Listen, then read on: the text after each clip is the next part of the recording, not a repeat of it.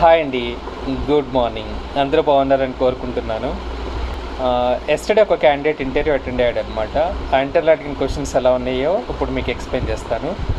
Explain about your roles and responsibilities.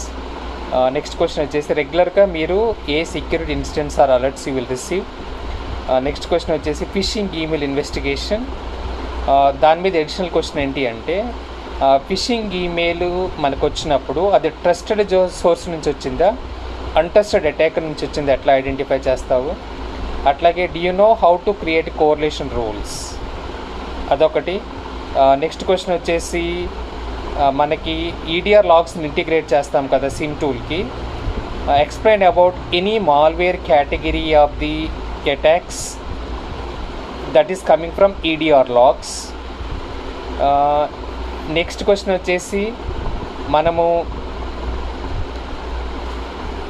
Aerial query language use చేస్తాము IBM క్యూరెడార్లో, అట్లాగే KQL query use చేస్తాము సెంటినల్లో.